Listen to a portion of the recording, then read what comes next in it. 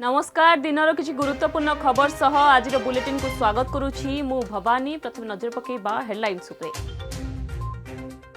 आज मन की बात रो 91तम संस्करण में देशवासी को संबोधित कले प्रधानमंत्री नरेंद्र मोदी। अगस्ट 13 रु अगस्ट 15 पर्यंत आयोजित हेब हर घर त्रिरंगा।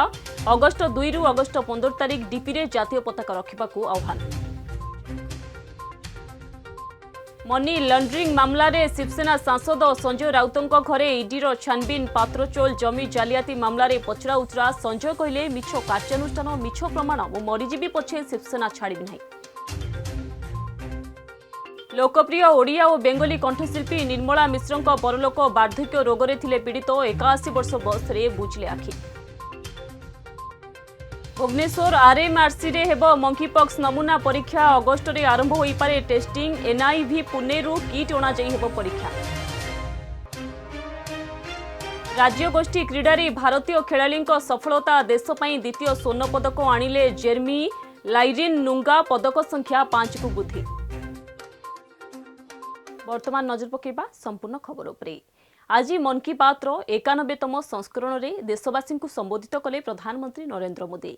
देश 75तम स्वाधीनता दिवस पालन करने जाउछि। तेबे एही अवसर में चलित वर्ष अगस्ट 13 रु अगस्ट 15 पर्यंत हर घर त्रिरंगा आयोजित हेब। एही 3 दिन निज घर उपरे जातीय पताका उड़ाइबाकू समस्त को अपील करछन्ती प्रधानमंत्री नरेंद्र मोदी। सेपरि अगस्ट 2 तारिख रु अगस्ट 15 तारिख पर्यंत समस्ते निज डीपी रे जातीय पताका रखिबाकू प्रधानमंत्री आह्वान दैछन्ती। अगस्ट 2 रे पिंगली भेंकियांक जयंती जी राष्ट्रीय ध्वज को तैयारी करथिले। प्रधानमंत्री आहुरी कहिसन्ती कोरोना विरोध रे दुनिया लढ़ई जारी रखिछि। आयुष क्षेत्र रे अनेक स्टार्टअप आगो को आसीछि। सेहिपरि भारत को विदेश रु आसुथिबा खेलना संख्या कमिबारे लागिछि। विदेश रु खेलनार उत्पादन 70% कमिछि। एबे भारत रे खेलनार प्रस्तुति आरंभ होइछि। मनी लॉन्ड्रिंग मामला रे शिवसेना सांसद संजय राउतों घरे छानबीन कला ईडी। ईडीर एक टीम आज सकाळु संजय बासभवन में पहुंची छानबीन करथिला। ईडीर 12 घंटिया टीम पहुंची पात्रचोल जमी जालियाती मामला रे तांको पचराउचरा करछि। संजय 1034 कोटी टंकार पात्रचोल दुर्नीति मामला रे तदंत परिसरभुक्त होइछन्ती। आज ईडी तांको घरे प्राय 3 घंटार अधिक समय धरि जांच करछि। अन्यपटे संजय राउत ट्वीट करी कहते महाराष्ट्र और शिवसेना मध्य लड़ई जारी रहिबो। मिछ कार्यानुष्ठान मिछ प्रमाण मु मरीजीवी पछे शिवसेना छाड़ी नहीं। मु आत्मसमर्पण करी नहीं। मोर कोनोसी जालियाती सह संपर्क नहीं बोली से उल्लेख करछन्ती। लोकप्रिय ओडिया और बेंगली कंठशिल्पी निर्मला मिश्र परलोक। दीर्घदिन धरी से वार्धक्यजनित रोगरे पीड़ित थे। आज दक्षिण कोलकाता निज बासभवन में हृदघात परलोक होइछि। मृत्यु बेलू 81 वर्ष बयस होइथिला। ओडिया और बंगला सिनेमार बहु सुपरहिट गीत से गाइथिले।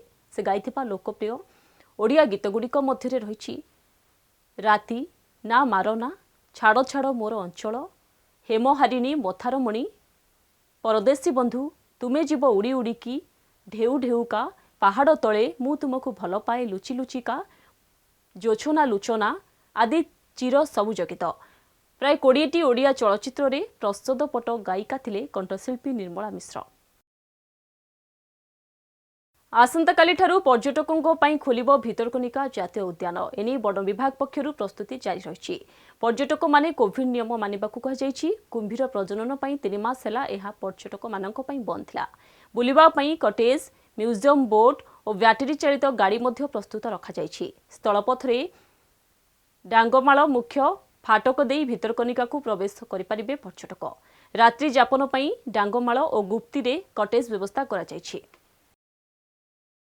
भुवनेश्वर आरएमआरसी रे हेब मंकीपॉक्स नमूना परीक्षा। एने सूचना दैछन्ती आरएमआरसी निर्देशिका डाक्टर संघमित्रा पति। एनआईवी पुणे रु किट अणा जाई परीक्षा करा जिवो। अगस्ट मास सुधा भुवनेश्वर रे मंकीपॉक्स टेस्टिंग आरंभ होई पारे।